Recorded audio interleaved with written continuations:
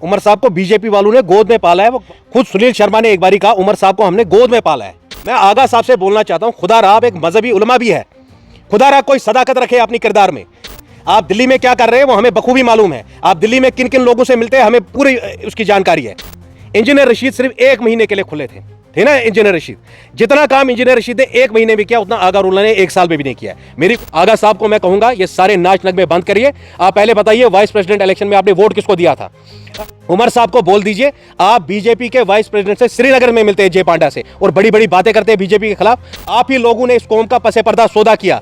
आप ही वो लोग हैं जिन्होंने पीएचडी को डिसॉल्व किया। अगर फारूक अब्दुल्ला में हिम्मत है वो जवाब दे दे मेरी बातों का। सब लोगों को मालूम है कि जो उमर साहब ने एलओपी के बारे में बोला और बीजेपी ये एक नया ट्रेंड चल गया है सियासत में। उमर साहब को तब बीजेपी याद नहीं है जब वो वाजपेयी के कैबिनेट मिनिस्टर थे।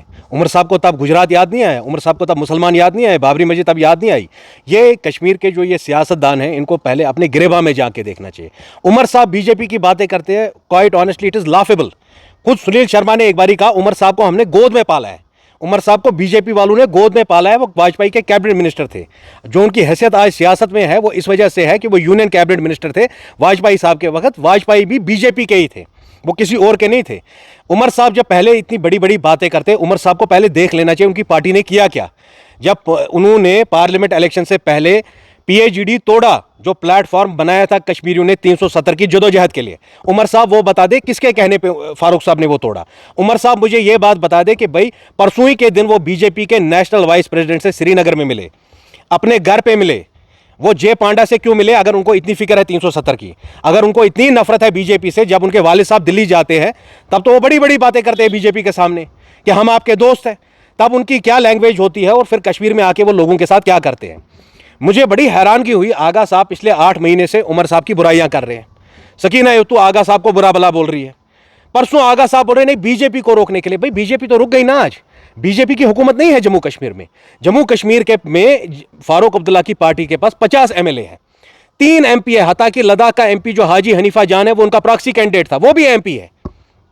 आपको अगर 370 के लिए सच में सदाकत में लड़ना है, आपको चाहिए कि आपके 50 एमएलए, 3 एमपी आमरण अनशन पे, हंगर स्ट्राइक पे बैठे पार्लियामेंट के बाहर, हंगर स्ट्राइक पे बैठे प्राइम मिनिस्टर्स ऑफिस के बाहर।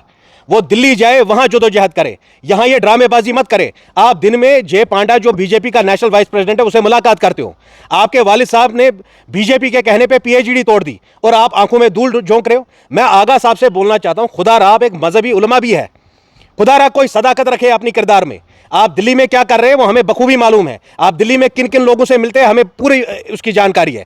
आप जब मुझे बात बता दीजिए 2019 से 24 तक जब आप एक पॉलिटिकल पार्टी बनाने की कोशिश कर रहे थे और लोगों को दावा देते थे बड़गाम आपके घर आने के लिए, तब किन किन से मिलते थे आप जरा इन चीजों का खुलासा करें। ये वो मंशूर है, कश्मीर में नहीं पूरे हिंदुस्तान में पहली बार जहां लिखा गया कि बीजेपी के साथ कोई अलायंस नहीं होगी। ये वो मंशूर है जिसमें कहा गया 370 पे कोई कॉम्प्रोमाइज नहीं होगा। इसी मंशूर से नकल उतार के आपने वो अपना मंशूर लाया। कहां है 370? पिछले 10 महीने में फारूक अब्दुल्ला ने या आगा रूला ने सिवाय पार्लियामेंट में बड़ी बड़ी बातें करने के अलावा किया क्या? आगा रूला ने उनकी परफॉर्मेंस रिपोर्ट हमें दे दीजिए। सियासी इख्तलाफ एक जगह, इंजीनियर रशीद सिर्फ 1 महीने के लिए खुले थे ना इंजीनियर रशीद। जितना काम इंजीनियर रशीद ने 1 महीने में किया उतना आगा रूला ने 1 साल में भी नहीं किया। मेरी कोई रशीद साहब से दोस्ती नहीं है, हमारा और उनका क्या हुआ है वो सारी दुनिया को मालूम है, वो जग जाहिर है। मैं कभी झूठ नहीं बोलता हूं, मैंने अपने तामन के तार नहीं बेचे हैं दिल्ली वालों को। आगा साहब मुझे बताइए आप दिल्ली में किन किन से मुलाकात करते हैं? कल तक आपका क्या प्लान था? अब वो प्लान फेल हो गया तो आज आप उमर साहब के साथ बैठे हैं। आप मुझे बताइए अगर इतने ही नेशनल कॉन्फ्रेंस फारूक जो है, जो फारूक अब्दुल्ला की एनसी है, अगर वो इतने ही सीरियस है 370 के लिए, why don't you have hold a hunger strike in Delhi? आप कितनी बार जंतर मंतर पे गए प्रोटेस्ट करने के लिए? आपने कितनी बार बोला इंडिया अलायंस के सारे कॉन्स्टिट्यूएंट्स को कि हम एक साथ बैठेंगे, एक पीसफुल प्रोटेस्ट पे बैठेंगे? जिस तरह सोनम वांगचुक था वो तो लेह से लेकर दिल्ली तक पैदल गया। क्या कोई भी प्रोटेस्ट फारूक अब्दुल्ला की पार्टी ने किया है 370 के लिए? आगा साहब को मैं कहूंगा ये सारे नाच नगमे बंद करिए। आप पहले बताइए वाइस प्रेसिडेंट इलेक्शन में आपने वोट किसको दिया था? आप उमर साहब को बोल दीजिए आप बीजेपी के वाइस प्रेसिडेंट से श्रीनगर में मिलते हैं जय पांडा से और बड़ी बड़ी बातें करते हैं बीजेपी के खिलाफ। आप ही लोगों ने इस कौम का पसे पर्दा सौदा किया। आप ही वो लोग हैं जिन्होंने पीएचडी को डिसॉल्व किया। अगर फारूक अब्दुल्ला में हिम्मत है वो जवाब दे दे मेरी बातों का।